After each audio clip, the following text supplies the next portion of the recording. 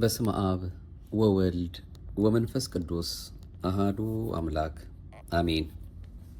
ይህ ማህደረ ተዋህዶ ነው። እንደ ኦርቶዶክሳዊት ተዋህዶ ቤተ ክርስቲያናችን እምነት ስርዓትና ትውፊት ደግነትና ምሕረቱን አብዝቶልን ለዚህ ሰዓትና ደቂቃ ያደረሰን እሱ አምላካችን በረዳን መጠን በእጃችን በቅርባችን ካሉ ምንጮች እየጠቀስን የእሱ የአምላካችንን ነገር የምንነጋገርበት በነጻች በጎላች በተረዳች በአንዲቷ ኦርቶዶክሳዊት ተዋህዶ ቤተክርስቲያናችን ስንኖር ስንመላለስ ልናውቃቸው ልናስተውላቸው ልንኖርባቸውም የሚያስፈልጉ መጽሐፍ ቅዱስን መሰረት ያደረጉ ትምህርቶችን የምንሰማበት መንፈሳዊ የዩቱብ አገልግሎታችን ነው። ለዛሬም እሱ አምላካችን እንደፈቀደልን እንግዲህ በተለይ የኢትዮጵያ ኦርቶዶክስ ተዋህዶ ቤተክርስቲያን በቅዱሳን አማላጅነት አጥብቃ የምታምን የእሱ የአምላካችን ምርጥ ዕቃ የተባለ ቅዱስ ጳውሎስም እንደነገረን በሮሜ መልእክቱ ምዕራፍ 8 ቁጥር 30 ላይ አስቀድሞም የወሰናቸውን እነዚህን ደግሞ ጠራቸው፣ የጠራቸውንም እነዚህን ደግሞ አጸደቃቸው፣ ያጸደቃቸውንም እነዚህን ደግሞ አከበራቸው ብሎ እንደነገረን በቃል ኪዳናቸው እንድንታመን የሰጠን የደጋጎቹ ቅዱሳንን ሕይወት ሁሉ ስለምታስብ ቅዱስ ቤተክርስቲያናችን እነዚህን ደግሞ ምናልባት የማይቀበሉ ወገኖችም ስለሚኖሩ ለእኛም ጽናት የሆነን ዘንድ ቅዱስ ዮሐንስ አፈወርቅ የቅዱሳን አማላጅነት ምን እንደሚመስል የነገረንን ትምህርት ነው ዛሬ በስፋት ይዘን ተመልሰን የምናደምጠው የምንከታተለው። ይህችን ዕለት ባርኮ ቀድሶ የሰጠን የእነዚሁ ቅዱሳን ሁሉ አምላክ የድንግል ማርያም አንድያ ልጇ ቸሩ መድኃኔዓለም ክብርና ምስጋና ለሱ ከአጥናፍ እስከ አጥናፍ ከጠዋት እስከ ማታ ከዘላለም እስከ ዘላለም ከፀሐይ መውጫ እስከ ፀሐይ መጥለቂያ ድረስ እናመሰግንበት ዘንድ በፈጠረልን አንደበት በፍጥረት ሁሉ አንደበት የከበረ የተመሰገነ ይሁንልን። ርርተ ህሊና ርርተ ልቦና አንዳችም ነውር የሌለባት አፍጣኒተ ረድኤተ አቁራሪተ መዓት ንጽሕት ቅድስት ድንግል ማርያም እናቱም ቃል ኪዳኗ ልመናዋ ደግ ልቦናዋ ሁልጊዜም እኛን እያሰበ ለዚህ መድረሳችን ምክንያት ሆናናለችና ስሟ የከበረ የተመሰገነ ይሁንልን። ቅዱሳን እንግዲህ እነማን ናቸው? ቅዱሳንን ማክበር ይገባል ወይስ አይገባም? የሌላ ሰው ጸሎት ምን ያስፈልገኛል? የቅዱሳን ምልጃ ባጸደ ሥጋ ቅዱሳን መታሰቢያ ይደረግላቸዋልን? እንዴት አድርገን ስናክብራቸው? የሚሉትና ተያያዥ ጉዳዮችን እግዚአብሔር አምላካችን ባወቀ ከቅዱስ ዮሐንስ አፈወርቅ አስተምሮ አንጻር ምን እንደሚመስል ለእኛ አምነን ለምንማጸናቸው የበለጠ ጽናት ይሆንልን ዘንድ ምናልባትም በዚህ ጉዳይ ጥርጥር ላላቸውም ወገኖቻችን ደግሞ በዚህ መልኩ ነው መጽሐፍ ቅዱስ የሚነግረን የሚለውን ጠቆም ለማድረግ ያመቸን ዘንድ ነው። እንግዲህ በዚች በተዋህዶ እምነታችን ልንሰማ የሚያስፈልገውን የዛሬውን መልእክታችንን እንዲህ ይዘን የተመለስ ነው። እሱ አምላካችን ታግሰን ሰምተን በቅዱሳኑ ጸሎት ዋጋ በረከት ለምናገኝበት የእነሱንም በረከታቸውን ተራዳይነታቸውን አምላካችን በቸርነቱ ለእኛ የሚያሳድርበት ለሀገራችንም ተርፎ ፍቅሩን የምናስብበት እንዲያደርግልን ፈቃዱ ይሆንልን እያል የቅዱሳን አማላጅነትን እንዲህ እንከታተላለን። ቅዱሳን አባቶቻችን መጽሐፍ ቅዱስን የተረጎሙልንና ወንጌልን በሥራ መፈጸም እንደሚቻል ያሳዩን ዋኖቻችን መስታወቶቻችንና ምስክሮቻችን ናቸው።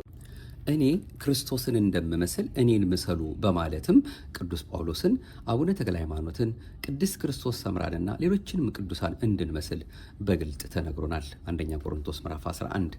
በመሆኑም ገድላቸውንና ተአምራታቸውን እያነበብን እየጸለይንበት ከበረከታቸው እንሳተፋለን። በምድር እያሉ የነበራቸው የማማለድ ክብራቸው በአጸደ ነፍስ ለሆኑ ይበልጣል እንጂ አያንስም። እንኳን የነፍሳቸው የማማለድ ክብር በምድር ያለውና ትንሣኤን የሚጠብቀው አጥንታቸው ሳይቀር ድውይ ይፈውሳል፣ ሙት ያስነሳል። ሁለተኛ ነገሥት ምዕራፍ 13 ቁጥር 21። የኤልሳ አጥንት ያውም በብሉይ ኪዳን ዘመን ሙት ካስነሳ በአዲስ ኪዳንማ ምንኛ የበለጠ ድንቅ ሥራ ይሠራ። ቅዱስ ዮሐንስ አፈወርቅ ምልጃ እንዴት እንደሚፈጸምና ከምልጃ ጠያቂው ምን እንደሚጠበቅ የዛሬ 1600 ዓመት ገደማ እንዲያስተምሮ ነበር። ዛሬም መናፍቃን የሚያነሱት የጥንቶቹ መናፍቃን ያነሷቸው ከነበሩ ጥያቄዎች ጋር መመሳሰሉ ይደንቃል። ቅዱስ ጳውሎስ ለተሰሎንቄ ክርስቲያኖች የጻፋቸውን አንደኛና ሁለተኛ መልእክታት ሊቁ በትርጓሜው እንዲህ ተንትኖታል። ዛሬ በምናደምጠው መልእክታችን ውስጥ እንግዲህ በየመሃሉ ይሄው ሊቅ የተናገረውን ትንታኔዎችንም እያነሳን የምንነጋገርበት ይሆናል። የመጀመሪያው ርዕሳችን የሌላ ሰው ጸሎት ለምን ያስፈልገኛል የሚል ነው። የቅዱሳን ጸሎት የሚረዳን እኛም ንቆች ከሆን ነው ይላል ቅዱስ ዮሐንስ አፈወርቅ። ከተኛን የሌሎች እርዳታ ምንም ነገር አያተርፍልንም፣ እንዲያውም እንጠፋለን። በቅዱሳን ጸሎት መደሰት መልካም ነገር ነው። ነገር ግን እኛ ራሳችን በንቃት ውስጥ ሆነን ስንገኝ ነው። አንድ ሰው እኔ ንቁ ሆኜ ከተገኘው የሌላ ሰው ጸሎት ለምን ያስፈልገኛል ሊል ይችላል። ግን አንዴ ብቻ ሳይሆን ዘወትር ያስፈልገናል። ቅዱስ ጳውሎስ እንኳ የሌሎች ጸሎት ለምን ያስፈልገኛል አላለም። የሚገርመው ለእርሱ የሚጸልዩት ሰዎች የሚገባቸው አልነበሩም። ለቅዱስ ጴጥሮስ ተጸልዮ ነበር። በቤተ ክርስቲያን ስለ እርሱ ወደ እግዚአብሔር ጸሎት አጥብቆ ይደረግ ነበር እንዲል የሐዋርያት ሥራ ምዕራፍ 12 ቁጥር 15። እናም አንተ የሌላ ሰው ጸሎት ለምን ያስፈልገኛል ትላለህን? ይህን በማለትህ በራሱ ያስፈልግሃል። ምክንያቱም ጸሎት ያስፈልግሃል። ትሑት ትሆን ዘንድ ራስህን ከፍ ከፍ አታድርግ። አዋቂ፣ ሰባኪ፣ ሊቅ ብትሆን ምንም የማያውቁት የየዋሆቹ ምዕመናን ጸሎት ያስፈልግሃል። ስለዚህ ከቅዱስ ጳውሎስ ጋር ይህ በጸሎታችሁና በኢየሱስ ክርስቶስ መንፈስ መሰጠት ለመዳኔ እንዲሆንልኝ አውቃለሁና በል። ፊልጵስዩስ ምዕራፍ 1 ቁጥር 19። ዳግመኛም እናንተም ደግሞ ስለ እኛ እየጸለያችሁ አብራችሁ ስትረዱን በብዙ ሰዎች በኩል ስለተሰጠን ብሏል በሁለተኛ ቆሮንቶስ ምዕራፍ 1 ቁጥር 11። እናም የሌሎች ጸሎት ያስፈልጋል ነው ምላሹ። የሌላ ሰው ጸሎት ለምን ያስፈልገኛል ብሎ ለሚጠይቅ ሰው የቅዱሳን ጸሎት የሚሰማው እንዴት ነው? አንተ ይላል ቅዱስ ዮሐንስ አፈወርቅ፣ አንተ የድርሻህን ሳትወጣ የቅዱሳን ጸሎት ይጠቅመኛል ብለህ አታስብ። ስራ እየሰራ ያለ ሰው እርዱኝ ቢል ያምርበታል። ሳይሰራ ቤቱ ተኝቶ ያን ስራ ስሩልኝ ቢል ቀልድ አይሆንምን? ኤርምያስ ለአይሁዶች ምን ጠቀማቸው? ምን አተረፈላቸው? 3 ጊዜ ወደ እግዚአብሔር ቀርቦ ጮኸ አልነበረምን? በሦስተኛው እንግዲህ አልሰማህምና ስለዚህ ሕዝብስ አትጸልይ፣ ስለ እነርሱ ልመና ጸሎት አታድርግ፣ አትማልድላቸው አለው። ኤርምያስ 7:16። ሳሙኤል ለሳኦል ምን አተረፈለት? እስከ መጨረሻው ቀን ድረስ እንኳ አልቅሶለት አልነበረምን? ለእስራኤላውያንስ ምን አተረፈላቸው? ስለ እናንተ መጸለይን በመተው እግዚአብሔርን እበድል ዘንድ ይህ ከኔ ይራቅ ብሎ አልነበረምን? አንደኛ ሳሙኤል ምዕራፍ 12 ቁጥር 23። ሁሉም ጠፍተው አልነበረምን?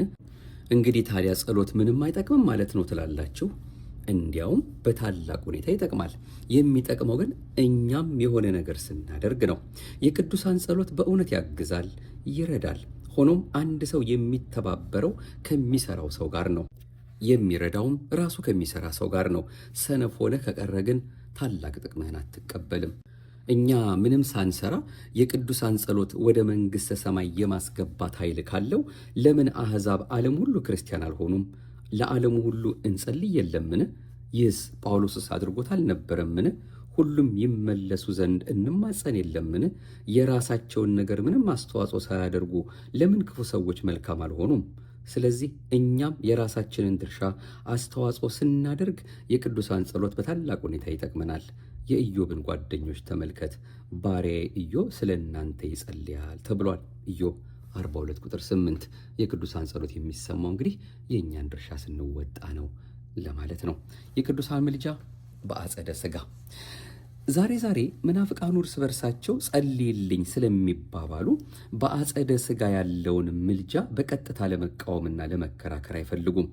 አብርሃም ለሰዶምና ለገሞራ ሰዎች የማለደው ምልጃ ዘፍጥረት 18:22፣ ሙሴ በሕይወተ ሥጋ እያለ ሕዝቡን ከአምላኩ ጋር ማስታረቁ ዘጸአት 32 ቁጥር 10፣ አብርሃም ለአቤሜሌክ መለመኑ ዘፍጥረት 20 ቁጥር 7 እና ሌሎችም በርካታ ጥቅሶችን የቅዱሳንን አማላጅነት በአጸደ ሥጋ የሚመሰክሩ ናቸው።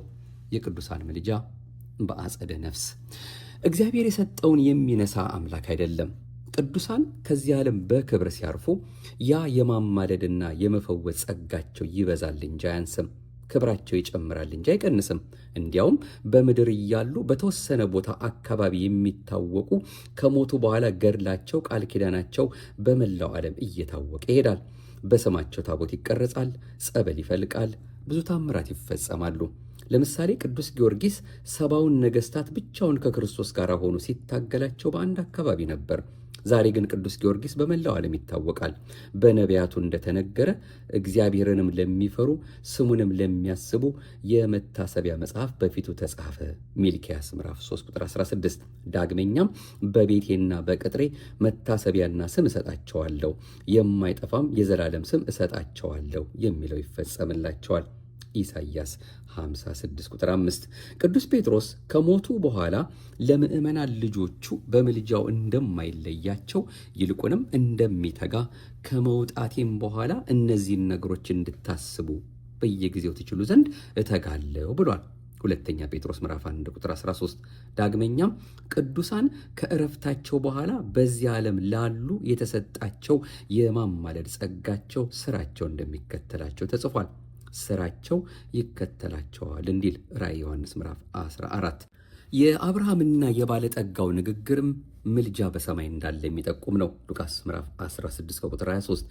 ሀብታሙ ሰው በሲኦል ሳለ አብርሃም አባት ሆይ ማረኝ ሲል አብርሃም መሐሪ እግዚአብሔር ነው፣ ማማለድ እኮ ከሞት በኋላ አይቻልም አላለውም። ማማለድ ስላለ ግን በምድር እያለህ አንተ በቅንጦት ሕይወት ኖረሃል፣ ድሆችን አላሰብክም፣ መልካም ሥራ አልሰራህም በማለት ሊያማልደው አልቻለም። የቅዱሳንም ምልጃ ለማግኘት ቢያንስ ጥቂት መልካም ሥራ ሊኖረን ይገባልና። አሁን በእውነት ሰማዕታት ሐዋርያት በብዙ መከራ ባገኟት መንግሥተ ሰማይ ያለ ሃይማኖት ያለ መልካም ምግባር ቢያስገባን ፍትሐዊነት ውስጥ ትክክል ይሆናልን? የሐዋርያት ሥራ ምዕራፍ 14 ቁጥር 22። በእግዚአብሔር ቸርነት ለመጠቀም የቸርነቱ መንገዶች የሆኑትን ቅዱሳንን መጠቀም ጠቢብነት ነው። በደቀ መዝሙር ስም ቀዝቃዛ ውሃ ለሰጠ ዋጋው አይጠፋበትም የተባለው በቸርነቱ በቅዱሳኑ ምልጃ እንድን ዘንድ ነው። ለዚህም የቅዱሳኑ ድንቅ የማማለድ ሥራ እየጨመረ ሄደ እንጂ አልቀነሰም። ማቴዎስ ምዕራፍ 10 ከቁጥር 41። ቅዱሳን መታሰቢያ ይደረግላቸዋል የሚለው ቀጣዩ ርዕሳችን ነው። ዛሬ በሥጋዊ ጥበብ ጥሩ ለሰሩ ሰዎች እንኳ ከሞቱ በኋላ መታሰቢያ ይሰየምላቸዋል። በዓለም ላይ ላሉ ታላላቅና ታዋቂ ሰዎች ስራቸው እንዲታወቅ በተለያዩ ስነ ስርዓቶች መርሃ ግብራት ይካሄዱላቸዋል። ቅዱሳንን መዘከርማ ምንኛ ታላቅ ይሆን! የጻድቅ መታሰቢያ ለበረከት ነውና እንባረክበታለን፣ እንፈወስበታለን። ምሳሌ ምዕራፍ 10 ቁጥር 7። የጠቢቡ አባት ቅዱስ ዳዊት ደግሞ ይናገራል፣ የጻድቅ መታሰቢያ ለዘላለም ይኖራል በማለት መዝሙር 111 መታሰቢያቸው ዘላለም እንደሆነ ይናገራል። ቅዱሳንን ታዲያ እንዴት እናከብራለን? እግዚአብሔር ያከበራቸውን ቅዱሳንን የሚነቅፍ ሰው መጽሐፍ ቅዱስን የማንበብ ሞራልና ብቃት እንዴት ሊኖረው ይችላል? የመጽሐፍ ቅዱስ ውስጣዊ ክፍሎች ራሳቸው ለቅዱሳኑ መታሰቢያ የሆኑ ዘንድ በቅዱሳኑ ስም የተሰየሙ ናቸው። ቅዱሳንን እየነቀፉ ኢየሱስ ክርስቶስን እወደዋለሁ ማለት ራስን በዲያብሎስ ወጥመድ ውስጥ መጣል ነው። ቅዱሳንን መንቀፍ ኢየሱስ ክርስቶስን መንቀፍ ነውና የሐዋርያት ሥራ ምዕራፍ 9 ቁጥር 5 አሳዳጅ የነበረውን ሳውልን አንተ የምታሳድደኝ እኔ ክርስቶስ ነኝ ብሎታል። የተሰደዱት ግን ሐዋርያት ነበሩ። ቅዱሳን የእግዚአብሔር ምቹ ዙፋኖች ናቸው። በሉቃስ ወንጌል ላይ የድሃውን ነፍስ ወደ አብርሃም እቅፍ የወሰዱት መላእክት ናቸው። የሉቃስ ወንጌል ምዕራፍ 16። ታዲያ የቅዱሳን መላእክትን አገልግሎት ማማለድ፣ ማራዳት፣ መጠበቅ የሚቃወም ሰው ኋላ ነፍሱን ማን እንዲረከበው ይጠብቃል? ቅዱስ ጳውሎስ እንኳን ለቅዱሳን በምድር ላይ ላሉ ባለስልጣናት እንኳ ክብር ለሚገባው ክብርን ስጡ ብሏል። ሮሜ ምዕራፍ 13 ቁጥር 7። አብርሃምን የሚያከብር ምን እንደሚጠብቀው ራሱ እግዚአብሔር የሚረግሙህንም እረግማለሁ ብሏል። ዘፍጥረት 12። እንግዲህ ከመረገም በቅዱሳን ክብር አምኖ ወደ ቀደመችው ሃይማኖት መመለስ አይገባምን? ከምድራዊ ክብር ሰማያዊው ክብር ይበልጣል። ቅዱሳን በምድር በነበሩበት ወቅት ከነበራቸው ክብር በሰማይ ያለው ክብራቸው በእጅጉ ይበልጣል። በሰው ልብ ያልታሰበውን ክብር ይቀዳጃሉና። በዚያ ያለው ክብር በምድር እንዳለው በድንግዝግዝ በመስታወት እንደሚታይ አይደለም። አንደኛ ቆሮንቶስ ምዕራፍ 13። በቃል ኪዳናቸው ደፋ ቀና የሚሉትን እስከ ዓለም ፍጻሜ ሲያማልዱ ይኖራሉ፣ ስራቸው አብሯቸዋልና። ራዕየ ዮሐንስ ምዕራፍ 14 ቁጥር 13። በሰማይ ቃል ኪዳናቸው በምድር አጽማቸውና ያረፈበት ቦታ ሲፈውስ ይኖራል። እግዚአብሔር አጥንቶቻቸውን ሁሉ በረከትን ይሰጡ ዘንድ ይጠብቃል። መዝሙር 33 ቁጥር 20። ሁለተኛ ነገሥት ምዕራፍ 13 ቁጥር 21። አጥንቶቻቸውና ስጋቸው እንደ ሌሎች ሳይሆኑ የበረከትና የፈውስ ምንጭ ናቸው። ልብሳቸው መቋሚያቸው ሳይቀር ላመኑበት ይፈውሳል። ያዕቆብ ለላባ ያለውን ስሙ። የአባቴ የአብርሃም አምላክ የይስሐቅም ፍርሃት ከኔ ጋር ባይሆንስ ዛሬ ባዶ እጄን በሰደድከኝ ነበር። ዘፍጥረት 31 ቁጥር 42። የአባቶች የበረከት ቃል ኪዳን ከኔ ጋር ባይሆን ኖሮ ዋጋ የለኝም ነበር ማለቱ አይደለምን? ያዕቆብ የድርሻውን እየተወጣ የአባቶቹ በረከት አልተለየውም ነበር። ዳግመኛም እግዚአብሔር ስለ እኔም ስለ ባሪያዬም ስለ ዳዊት ይህችን ከተማ እጋርዳታለሁ ብሏል። ሁለተኛ ነገሥት ምዕራፍ 20 ቁጥር 6። ጻድቅ በነበረው በሕዝቅያስ ዘመን የእግዚአብሔር ቸርነትና የዳዊት ቃል ኪዳን ከተማዋን ሲያስምር እናያለን። ግን ሕዝቅያስን የመሰለ ሰው ሲኖር እንደሆነም ልብ ይሏል። የቅዱሳን ጸሎት እጅግ ክፉ ለነበሩትም ሰዎች የሚጠቅም ከሆነ ናቡከደነጾር ሲመጣ ይህን ለምን አላለውም ነበር? ለምን ከተማዋን አልታደጋትም ነበር? ምክንያቱም ክፋቱ የበለጠ ተንሰራፍቶ ስለነበር ነው። ዳግመኛም ለእስራኤላውያን ጸልዮላቸዋል። እናም ተሳክቶላቸዋል፣ ተለምኗቸዋል። ግን መቼ ነበር? እነርሱም እግዚአብሔርን ባስደሰቱ ጊዜ ጠላቶቻቸውን ማባረር፣ ማሸነፍ ችለዋል። ኖህ፣ ኢዮብና ዳንኤል በፊቴ ቢቆሙ ማለት ምን ማለት ነው? መቆም ብዙ ፍቺዎች አሉት። ለምሳሌ በሃይማኖት ቁሙ፣ ጠንክሩ ሲባል ጽኑ ለማለት ነው። አንደኛ ቆሮንቶስ ምዕራፍ 16 ቁጥር 13። መቆም ማስተዋል ማለት ነው። ኤርምያስ ምዕራፍ 6 ቁጥር 16። በመንገድ ላይ ቆሙ ተመልከቱም የቀደመችቱንም መንገድ ጠይቁ መባሉ መንገድ በተባለች ሃይማኖት ሆናችሁ አስተውሉ ለማለት ነው። መቆም ማማለድም ይሆናል። ሊቀ መላእክት ቅዱስ ገብርኤል እኔ በእግዚአብሔር ፊት የምቆመው ገብርኤል ነኝ ሲል ለማማለድ በፊቱ የምሆን ነኝ ለማለት ነው። ሉቃስ ምዕራፍ 1 ቁጥር 19። የተመረጠው ሙሴ በመቅሰፍት ጊዜ በፊቱ ባይቆም ኖሮ ሲልም ባያማልድ ኖሮ ለማለት ነው። መዝሙር 105 ቁጥር 23። ሙሴና ሳሙኤል በፊቴ ቢቆሙም ልቤ ወደዚህ ሕዝብ አያዘነብልም ሲልም በፊቴ ቢያማልዱም ለማለት ነው። ኤርምያስ 15 ቁጥር 1። በንዑስ ርዕሱም የተጠቀሰውም ኖህ፣ ኢዮብና ዳንኤል ቢማልዱም ለማለት ነው። በትንቢታት መጽሐፍት እነዚህ ቅዱሳን በተደጋጋሚ ከምልጃ ጋር በተያያዘ ተጠቅሰዋል። ለምን እንደተጠቀሱ አሁንም ሊቁ ቅዱስ ዮሐንስ አፈወርቅ እንዲህ ሲል አስቀምጦታል። ኢዮብ በጸሎቱ ጓደኞቹን ያዳነ አይሁድን ሊያድን ግን አልቻለም። ኖህና ዳንኤል ኢዮብን ቢቆሙ ወንዶችና ሴቶች ልጆቻቸውን አያድኑም። ሕዝቅኤል 14 ቁጥር 14። ምክንያቱም ክፋታቸው በዝቷልና። ዛሬም በሀገራችን ቅዱሳን አሉልን እያል በዘረኝነትና በዝሙት መንፈስ እንደ ልባችን የአሕዛብን ኑሮ የምንኖር ከሆነ ቃል ኪዳናቸው አይጠቅመንም። የድርሻችንን መወጣት ይገባናል። ዳግመኛም ሙሴና ሳሙኤል በፊቴ ቢቆሙ ልቤ ወደዚህ ሕዝብ አያዘነብልም ይላል ኤርምያስ 15። እንግዲህ ለሁለቱ ነቢያት እንዴት እንደተባሉ አስተውል። ምክንያቱም ሁለቱም ለእነርሱ ጸልየዋል፣ ግን ጸሎቱ የሚደረግላቸው ሰዎች አልተጠቀሙበትም ነበር። ሕዝቅኤል ጌታ እግዚአብሔር ሆይ ወዮ፣ መዓትህን በኢየሩሳሌም ላይ ስታፈስ የእስራኤልን ቅሬታ ሁሉ ታጠፋለህን ብሏል። ሕዝቅኤል ምዕራፍ 9 ቁጥር 8። እግዚአብሔር ይህን የሚያደርገው በትክክል በእውነተኛነቱ መሆኑን ካሳየ በኋላ ኃጢአታቸውን አሳይቶታል።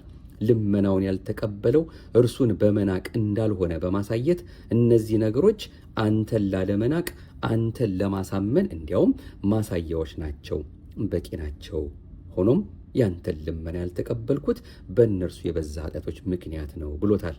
ይህም ሆኖ ኖህ፣ ኢዮብና ዳንኤል ቢቆሙ የሚለውን ጨመረ። ሕዝቅኤል 14። የማማለድ ተግባር የታወቀ ስለሆነ እነዚህ ቅዱሳን በፊቴ ቢቆሙ ማለ። ዳግመኛም የእግዚአብሔርን ትእዛዛት ለመፈጸም ብዙ ያልተሰቃየው ስለ እነርሱ ክፋት ሲል ግን የበለጠ ለተሰቃየው ለኤርምያስ እግዚአብሔር ምን አለ? የሚያደርጉትን አታይምን? አዎ አድርገዋል፣ ግን ስለ እኔ ስትል ታደርገዋለህን? ይህን በተመለከተ ለእርሱ ሙሴና ሳሙኤል በፊቴ ቢቆሙ ብሎታል። ኤርምያስ 7 ቁጥር 17። የመጀመሪያውን ሕግ የሰጣቸው ብዙ ጊዜ ከአደጋዎች ያዳናቸው ሙሴ አሁን ይህን ኃጢአታቸውን ይቅር በላቸው፣ ያለዚያ ግን ከጻፍከው መጽሐፍ እባክህ ደምስሰኝ ብሎ ነበር።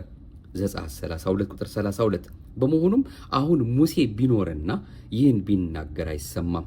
ሳሙኤልም ቢሆን እርሱም ዳግመኛ እነርሱን በምልጃው አድኗቸው ነበር። ከልጅነቱም ጀምሮ የተደነቀ ነበር። ስለ ሙሴ ብያለሁ፣ በእውነት ባልንጀራ ከባልንጀራ ጋር እንደሚነጋገር በግልጽ ተነጋግሬያለሁ። ስለ ሳሙኤልም ብያለሁ። በመጀመሪያ የወጣትነት ዕድሜው ተገልጬለታለሁ። በዚህም ምክንያት በመለመን ምልጃውን በመስማት የተዘጋውን የትንቢት ሀብት ከፍቻለሁ። በዚያም ዘመን የእግዚአብሔር ቃል ብርቅ ነበረ፣ ራእይም አይገለጥም ነበር እንዲል አንደኛ ሳሙኤል ምዕራፍ 3 ቁጥር 1። ስለዚህ እነዚህ ሰዎች በፊቴ ቢቆሙ ምንም ትርፍ አያመጡም። ስለ ኖህም አምላክ ኖህም በትውልዱ ጻድቅ ፍጹምም ሰው ነበረ ብሏል ዘፍጥረት ምዕራፍ 6። ኢዮብንም በተመለከተም ፍጹምና ቅን እግዚአብሔርንም የሚፈራ ከክፋትም የራቀ ነበር ብሎለታል ኢዮብ ምዕራፍ 1 ቁጥር 1። ዳንኤልንም በተመለከተ እንዲያውም በታላቅ አክብሮት ይመለከቱት ነበር፣ ሆኖም ግን ወንዶችና ሴቶች ልጆቻቸውን ማዳን አልቻሉም ይላል። ስለዚህ እነዚህን ነገሮች በማወቅ የቅዱሳንን ጸሎት አንናቅ፣ ወይም ደግሞ ሁሉንም ነገር በእነርሱ ላይ አንጣል። ማለትም በአንድ በኩል ሰነፍ እንዳንሆንና በግዴለሽነት እንዳንኖር፣ በሌላ በኩል ደግሞ ታላቅ ጥቅምንም እንዳናጣ የቅዱሳንን አማላጅነት በአግባቡ የድርሻችንን እየተወጣን እንጠቀምበት። የቅዱሳንን በዓል ለማክበር ሄዶ ያልተገባ ሥራ መስራት ከበረከት ይልቅ መርገምን እንደማምጣት ይቆጠራል። ያን ቅዱስ ቦታ ማቃለል ነውና፣ በሌላም መልኩ የቅዱሳንን ቃል ኪዳን መዘበቻ ማድረግ ነው። ሲበላ ሲጠጣ ይኖር የነበረው ሀብታም ሰው የአብርሃም አማላጅነት ሊጠቅመው አልቻለም። አብርሃም እኔ የማማለድ ስልጣን የለኝም አላለውም። ምንም መልካም ምግባር እንዳልነበረው በደስታ ብቻ ይኖር ስለነበረ ወቀሰው እንጂ። እናም አንተ በዚህ በሲኦል ትሰቃያለህ አለው።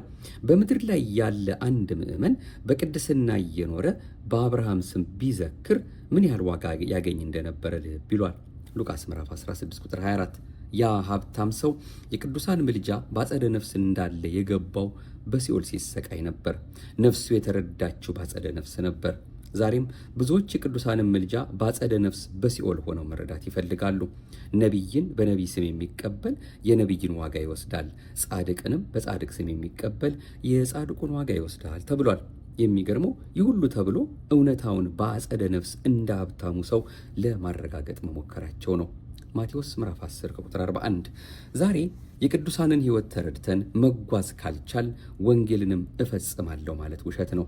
መናፍቃን ጋር በጥቅስ እየተሟገትን ጊዜያችንን ከማባከን ወደ ገድላቱ ዞር ብለን ከበረከታቸው ለመሳተፍ በጾም በስግደት በምጽዋት ልንተጋ ይገባል። ዛሬ በየአውደ ምሕረቱ ላይ ከገድላት የሚጠቀሱ ተአምራት ታሪኮች መብዛት ይገባቸዋል። ሁሉንም ነገር በጥቅስ ለማስደገፍ መሯሯጥ የእምነታችንን መላላት ያሳያል እንጂ የሃይማኖት ጥንካሬያችንን አያመለክትም። የቤተ ክርስቲያን ትምህርት ሙሉ በሙሉ መጽሐፍ ቅዱሳዊ ቢሆንም ያልተዘገቡም በርካታ ነገሮች አሉ። በዚህ መጽሐፍ ያልተጻፈ ሌላ ብዙ ምልክት በደቀ መዛሙርቱ ፊት አደረገ ተብሎ በወንጌል ተጽፏል። ዮሐንስ ወንጌል ምዕራፍ 20 ቁጥር 30። ኋላ የሚነሱ ቅዱሳን ጌታ ካደረገው ተአምር የበለጠ በክርስቶስ ስም እንደሚያደርጉ ተጽፏል። ዮሐንስ ወንጌል ምዕራፍ 14 ቁጥር 12። በቅዱሳን ሕይወት የሚመሰገነው ክርስቶስ ነው። ቅዱሳን 40ና 50 ዓመት በጾም ተወስነው እንዲቆዩ የሚያደርጋቸው እግዚአብሔር መንፈስ ቅዱስ ነው። ቅዱሳን ለእግዚአብሔር የተመቹ ድንቅ ተአምራት የተደረጉባቸው ናቸው። እግዚአብሔር በቅዱሳኑ ላይ ድንቅ ነው ተብሎ ተጽፏል። መዝሙር 67።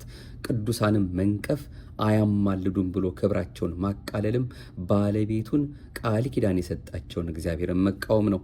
እርሱ ቃል ኪዳን ሰጥቶ ኃጣንን ቢምር አንተ ምን ያበሳጭሃል? መዝሙር 88 ቁጥር 3። ሰው ቢድን ለምን እንደ ሰይጣን ትቀናለህ?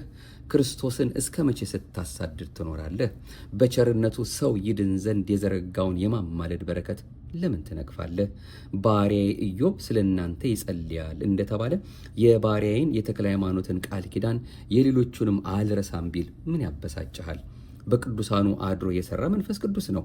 ቅዱሳንን መንቀፍና አለመቀበል መንፈስ ቅዱስን ክርስቶስን አለመቀበል ነው። በሐዋርያት ሥራ ምዕራፍ 9 ቁጥር 4 ላይ እስኪ ያለውን በቅንነት አንብበው። ሳውል ሳውል ስለምን ታሳድደኛለህ? የተሰደዱት ሐዋርያት፣ ተናጋሪው ግን ኢየሱስ ክርስቶስ ነበር። የሚሰደደው በሐዋርያት ላይ ያደረው ኢየሱስ ነበርና አንተ የምታሳድደኝ እኔ ኢየሱስ ነኝ ብሎታል። ስለዚህ ቅዱሳንና እግዚአብሔር አይነጣጠሉም። ደግሞስ የጻድቅ መታሰቢያ ለዘላለም ነው ተብሎ የለምን?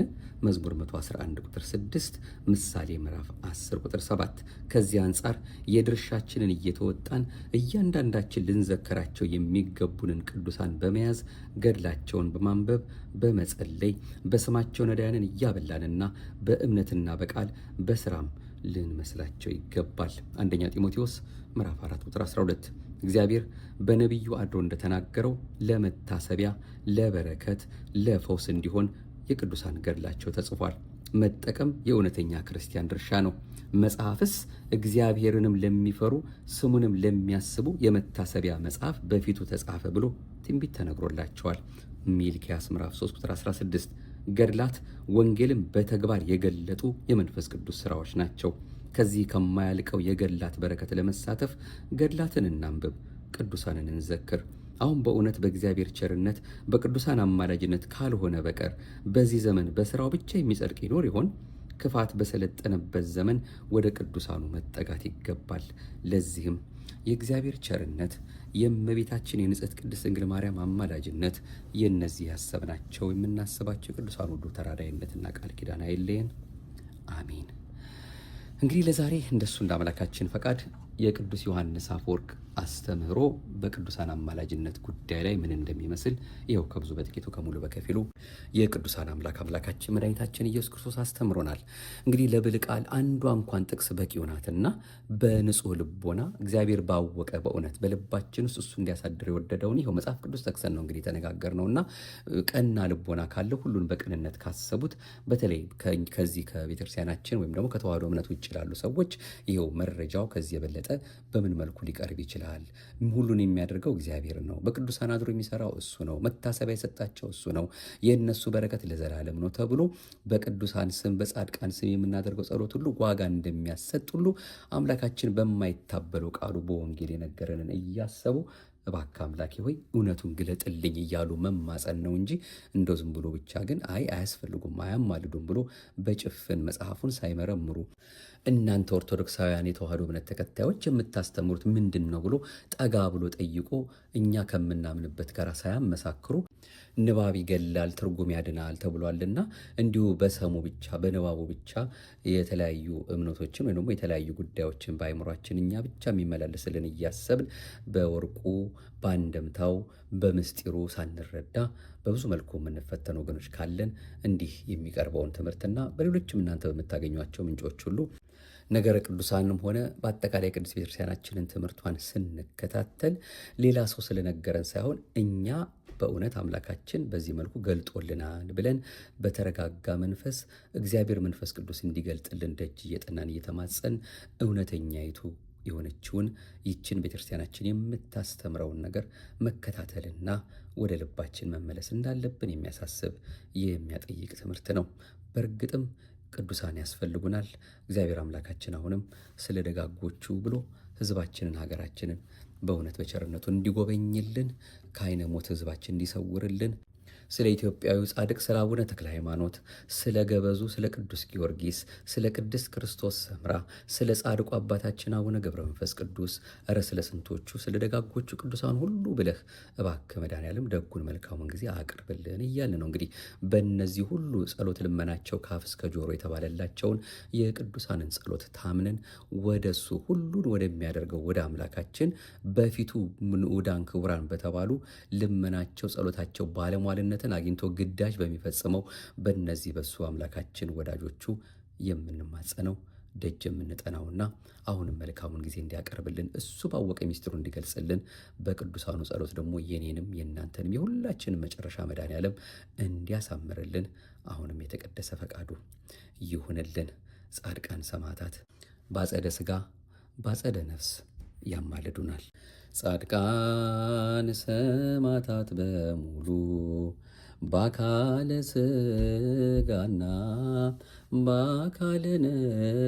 በአካለ ነፍስ ያሉ ከፈጣሪ አማልደው እኛን ያስምራሉ። የእግዚአብሔር ዓይኖቹ ጻድቃንን ከማየት ጆሮቹም አይርቁም እነርሱን ከመስማት። የጻድቅ ሰው ጸሎት ኃይልን ታደርጋለች፣ በምልጃቸው እንመና እናመንታ ባንዳች። ጻድቃን ሰማዕታት በሙሉ በአካለ ሥጋና በአካለ ነፍስ ያሉ ከፈጣሪ አማልደው እኛን ያስምራሉ። የዚህ ዓለም መከራ ሳያሳቅቃቸው እሳትና ስለት ሳያስፈራራቸው ሰማያዊ ተስፋ ስለሚታያቸው በመከራ ሁሉ ጸኑ በእምነታቸው። ጻድቃን ሰማዕታት በሙሉ በአካለ ሥጋና በአካለ ነፍስ ያሉ ከፈጣሪ አማልደው እኛን ያስምራሉ። ኃጥኡ ነዌ እንኳ በሲኦል እያለ ስለ ወንድሞቹ ምሕረት ከለመነ እናንተማ ጻድቃን በገነት ያላችሁ ምንኛ ትረዱን አምነን ስንጠራችሁ። ጻድቃን ሰማዕታት በሙሉ በአካለ ሥጋና በአካለ ነፍስ ያሉ ከፈጣሪ አማልደው እኛን ያስምራሉ። ቀዝቃዛ ውሃ እንኳ በጻድቅ ሰው ስም የሚያጠጣ ቢኖር ዋጋው አይጠፋም ብሎ እንዳስተማረን ጌታ በወንጌል አምነንም ፈጽመ ዋጋ ያሰጣል። ጻድቃን ሰማዕታት በሙሉ በአካለ ሥጋና በአካለ ነፍስ ያሉ ከፈጣሪ አማልደው እኛን ያስምራሉ። ጻድቃን ሰማዕታት በሙሉ በአካለ ሥጋና በአካለ ነፍስ ያሉ ከፈጣሪ አማልደው እኛን ያስምራሉ። የቅዱሳን ጸሎት ከሁላችን ጋር ይሆንልን። የዛሬውን መልእክታችንን የቅዱሳን አማላጅነት ከቅዱስ ዮሐንስ አፈወርቅ አስተምሮ አንጻር በሚል ያገኘነው ከሐመር መጽሔት ሰኔ 2007 ዓመተ ምህረት በመምህር ኃይለ ኢየሱስ መርሻ ተጽፎ ከነበረው ነው። መድኃኔዓለም ኢየሱስ ክርስቶስ ይህን መልእክት ለሰጡን በእውነት የሕይወትን ቃል ያሰማልን። የታላቁ አባት የቅዱስ ዮሐንስ አፈወርቅ ጥርጥር የሌለባት ለሁላችንም ሕይወት የምትሆነው ትምህርቱ በረከቱ ይድረሰን ይደርብን። አምላካችን አሁንም በቀኝ በግራ በፊት በኋላ ሆኖ የሚፈተንን ፈታኝ እሱ ባወቀ በቅዱሳን ጸሎት እንዲያስርልንና የቸርነቱን ስራ እንዲሰራልን ለቅዱሳን የሰጠውን ጽናት ተጋድሎ ያን ሁሉ በረከት በእውነት አምላካችን በቀዝቃዛ ውሃ ታገኙታላችሁ ብሎ እንኳን ነግሮናል።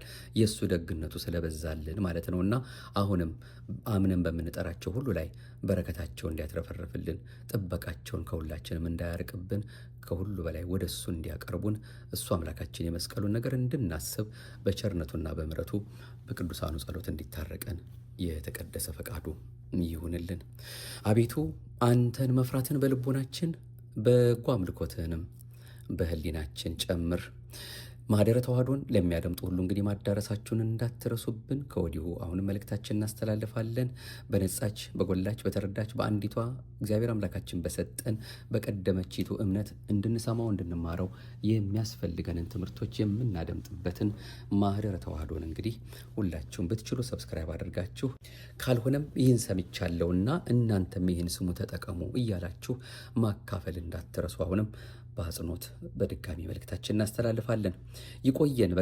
በቀጣዩ ደግሞ አምላካችን እንደፈቀደልን የቅዱሳኑ ጸሎትና ልመና ቃል ኪዳን ሳይለየን እኛ ከማናቀው እሱ ከሚያውቀው ሰይጣን ከሸመቀው ከተለያየ ፈተና ጠብቆ ደግሞ በቀሪው በተዋህዶ እምነታችን ተነግሮ ተዘርዝሮ በማያልቀው በተዋህዶ እምነታችን ውስጥ ልንሰማቸው ከሚያስፈልጉ ትምህርቶች ደግሞ ሌላኛውን ቀጣይ ገጽታ ይዘን እንመለሳለን። አሁንም አምላካችን የቸርነቱ ስራ ለሁላችን የሚስራልን። ክብረ ምስጋና ይሁን ለአብ፣ ክብረ ምስጋና ይሁን ለወልድ፣ ክብረ ምስጋና ይሁን ለመንፈስ ቅዱስ ዛሬም ዘወትርም ለዘላለሙ አሜን። ዲያቆን ጥበበ ማሞ ነበርኩ። እንደ እግዚአብሔር ፈቃድ ይህን መልእክት ወደ እናንተ ያደረስኩት ለሁላችንም ከሳሽ ወቃሽ እንዳይሆንብን አምላካችን የሰማነውን በልባችን ጽላት ጽፎ የምንኖርበትን ጥበቡን፣ ማስተዋሉን፣ ብርሃኑን፣ መንገዱን ያሳየን። አሜን። ይቆየን። ሰላም እግዚአብሔር ከሁላችን ጋር ይሁን። እመብርሃን እንዳይነ ጥቅሻ የሚደርሰው ጸሎቷ በመውጣት በመግባታችን ይጠብቀን። አሜን።